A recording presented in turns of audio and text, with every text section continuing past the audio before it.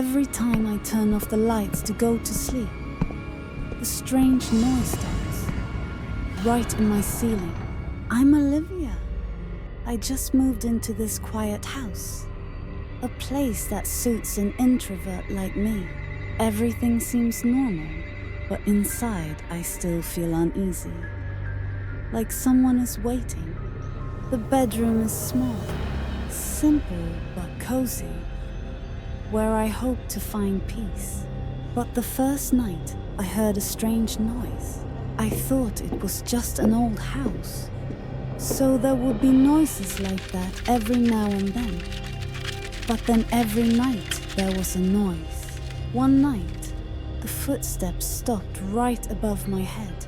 I started sleeping with the light on. It felt like someone was watching. I set my phone to record all night. In the morning, I saw a blank frame covered. Sometimes I saw my reflection in the mirror, a beat slower. I tried knocking on the ceiling, but got no echo. I've had enough. Tonight, I must see what lives above me. Each step up the stairs is like stepping into a whisper. The wooden steps groan under my hands. The air smells musty. The attic is dark, dusty, as if long forgotten.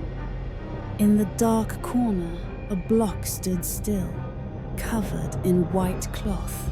I took a deep breath and approached. The light was shaking, as if it was afraid to see the truth. You're finally here. The cloth fell. A mirror appeared, but it did not reflect. Inside was my face, but its eyes were empty and lifeless. I tilted my head, and it stood still, just watching me like prey. I stepped back. It smiled, a smile that did not belong to a living person. Then it spoke in my own voice. A long, cool voice that echoed from the ground.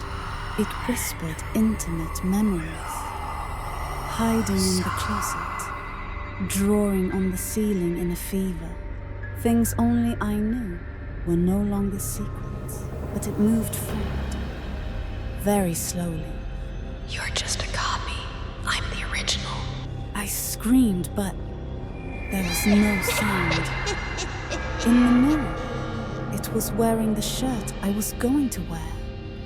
Its eyes were triumphant. I woke up. The ceiling was low. The door was locked from the outside. From the floor came my voice, living my life. Have you ever imagined your life being taken over by someone else? That night, Nancy was lying in the living room, curled up in a thin blanket. Suddenly, her husband John called to say he had to work overtime and wouldn't be home that night. Nancy sighed, got up, locked the front door and the windows tightly, then went up to the bedroom. Around 11 o'clock, she was startled awake by a noise downstairs. There were soft footsteps, mixed with the faint clinking of knives and forks. Nancy rushed down, but the scene before her left her frozen. A woman wearing a plain white mask, holding a knife, was walking around the kitchen. At that moment, the woman looked up, her cold eyes staring directly at Nancy. Terrified, Nancy turned and ran back to the bedroom, locking the door behind her. Outside, the pounding on the door echoed relentlessly.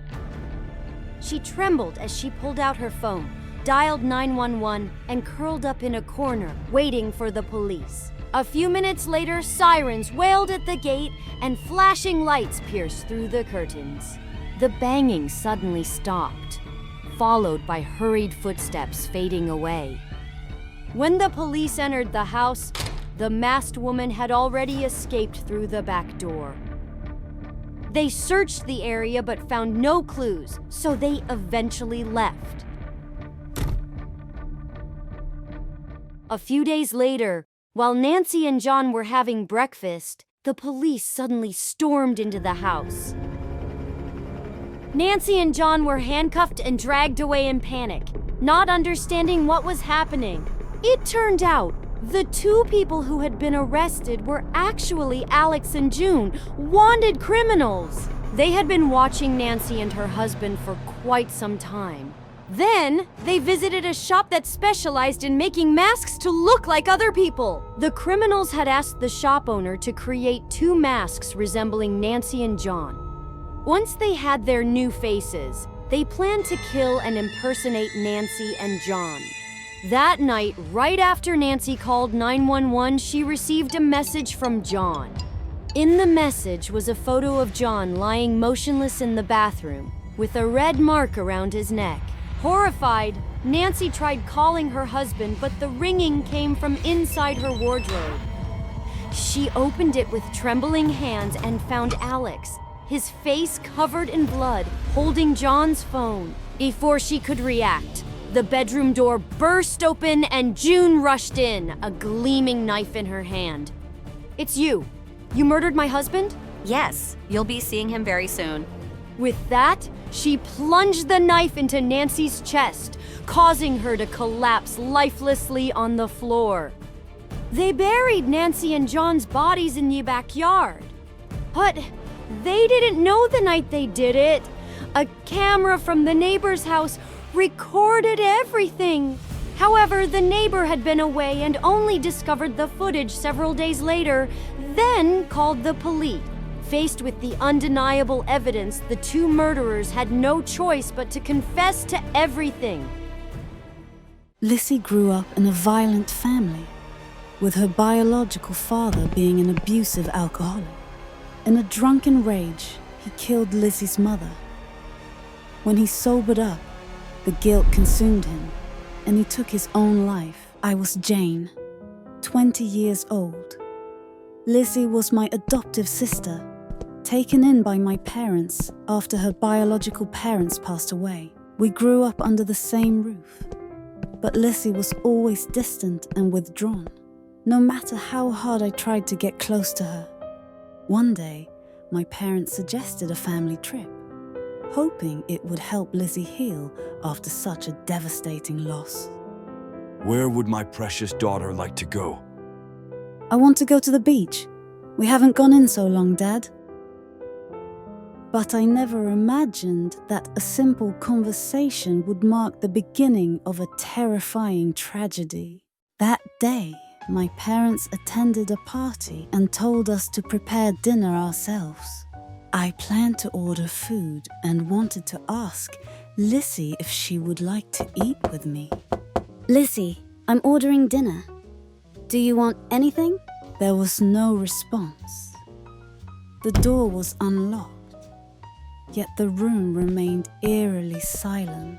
Hesitating for a moment, I pushed the door open, but Lizzie wasn't inside. It was my first time entering her room. Everything was neat and clean. My eyes landed on the desk, where an old diary lay neatly. On the cover, the word "die" was scrawled in bold red letters. A sense of unease rose within me, yet I couldn't stop myself from picking up the diary. Inside were grotesque, twisted drawings drenched in blood, horrifying and disturbing. Frightened, I quickly shut the book and tossed it back onto the desk. My heart pounded, my breath quickened. At that moment, I noticed another word carved deeply into the desk. Kill, with my name etched right next to it. My entire body froze. My breath became heavy. What was Lizzie trying to do? Suddenly, her cold voice rang out behind me. "Jane, who gave you permission to touch my things?" Startled, I turned around to see Lizzie's expressionless face staring at me. "Lizzie, what is all this?" Lizzie said coldly. "I hate you. I want you dead." With that, she pulled a sharp knife from her pocket and lunged at me. I quickly dodged, but the blade still sliced deep into my arm, sending a sharp pain through me. Lissy then kicked me hard in the back, making me fall onto the floor. She opened a drawer, pulled out a rope, and immediately pounced on me, pinning me down. Before I could react, my wrists and ankles were already bound tightly. Why are you doing this to me? I hate how happy you are. I hate your stupid, cheerful smile. She dragged the blade across my cheek, the cold steel sending a chilling sensation through my skin. Lissy, please stop. Everyone loves you. Love! You have everything. Parents, vacations, attention. And me? I'm nothing but a discarded piece of trash. No, Lizzie. We all want you to come with us on the trip. Shut up! I don't need your pity. My pleas only fueled her rage. She gripped the knife tightly and stabbed it deep into my thigh. A searing pain shot through my body, and I screamed in agony. Lizzie's fingers tightened around the knife handle, preparing to drive it down with all her strength. I truly thought that would be the last moment of my life. But just then, my mother's terrified scream shattered the air. Looking towards the door, I saw my parents standing there, their faces frozen in horror. Lizzie, what are you doing? Lizzie, put the knife down. Don't come any closer or I'll kill her. In an instant, my father lunged forward, grabbing Lizzie's wrist and struggling to pry the knife from her grip. Lizzie suddenly bit down hard on my father's hand, making him yelp in pain and loosen his grip. Taking advantage of the moment, she broke free and turned towards me, eyes burning with madness. My father quickly grabbed her from behind, wrapping his arms around her tightly. She thrashed violently, screaming. Lizzie, my love, please stop. Lizzie suddenly froze, turning to look at my mother. Her grip on the knife loosened, and it clattered to the floor. Perhaps, at that moment, she remembered her biological mother, the only person who had ever truly loved her. After that day, my parents took Lizzie to see a psychiatrist. She was diagnosed with severe psychological disorders caused by past trauma, so she had to stay at the hospital for treatment. What Lizzie did to me was painful, but I never once hated her. In fact, I felt even more sorry for her. I only wished for our family to be whole again someday. I have a friend named Emma who is 25 years old. She once had a beautiful love story with a man named William, who was 3 years older than her. At first, William loved and spoiled her, making her believe she had found the perfect partner. But soon, his love became suffocating and turned into a nightmare. William controlled Emma too much. He didn't let her meet her friends, not even her closest girlfriends. When she couldn't take it anymore, she decided to break up. But William didn't let her go easily. At first, he begged her desperately, but then he started threatening her. One day, he kidnapped Emma. She woke up in a strange room, her hands and feet tied tightly. William spoke softly. Hello, my love. William's voice was gentle, but it sent chills down Emma's spine. She tried to move, but the ropes were too tight and hurt her wrists. Emma shouted angrily. Let me go, William! William tilted his head and smiled. You are mine. I won't let you leave me. He walked closer and touched her face. Emma tried to turn away, but she couldn't do anything. William wanted Emma to love him again and obey him. He clenched his teeth and said, Emma, say you love me. Say it! Emma struggled, but the more she resisted, the tighter he held her. She yelled, I hate you! I regret ever loving you! Hearing this, William's eyes filled with rage. He immediately slapped Emma hard. Emma felt a burning pain on one side of her face. and the sharp sting made her dizzy. William shouted angrily. I did everything for you. And you? You want to leave me? You betrayed me. Emma screamed back. William, you are crazy. You disgust me. William became more furious. He punched and slapped her repeatedly until her lips bled. The days after that were a never-ending nightmare. Whenever she resisted, he beat her, starved her, and left her weak and trembling. But after hurting her, he would hold her close, kiss her forehead, and comfort her like a child. Emma soon realized that the more she fought back, the more violent he became.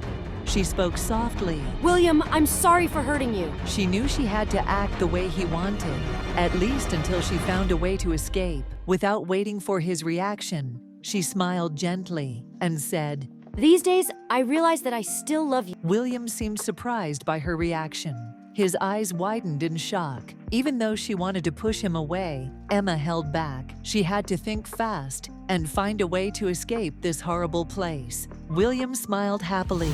Good girl. I knew you still loved me. Emma then said softly, William, I want to hug you, but my hands are tied. Without hesitation, William untied her ropes. Emma watched as he loosened each knot, feeling relieved inside. She gave him a weak smile and whispered, Thank you, William. I love you. William smiled with satisfaction, stroking her head like a pet. Emma then saw a bottle of wine on the table. Slowly, she walked over and poured some into a glass. She handed it to William and smiled. William, I am really happy to be with you. William was completely off guard. He took the glass of wine from Emma's hand and brought it to his lips to drink. Seizing the moment, Emma grabbed the wine bottle and smashed it over his head. Emma ran to the door, but it was locked. No matter how hard she tried, she couldn't open it. She looked around the room, searching for anything to help her escape. Then she saw a rusty iron rod in the corner. Without hesitation, she grabbed it and used all her strength to hit the door. After several strikes, the door finally broke open. Emma ran outside without looking back. Later, she called the police, but when they arrived, William was gone. There were no signs of torture or blood in the apartment. In fact, the apartment was Emma's home, but she truly believed she had been kidnapped. The police thought she had mental health issues and sent her to the hospital for treatment. A few days later, they found a man's body in an abandoned house outside the city. His body had multiple stab wounds from a broken wine bottle found at the scene. After investigating, the police confirmed that the victim was William. They also found Emma's fingerprints at the crime scene. However, when they questioned her, she had no memory of killing William. After suffering such a huge trauma, Emma could no longer tell what was real and what was just a nightmare in her mind. Now she is in the hospital, receiving treatment for PTSD and paranoid disorder.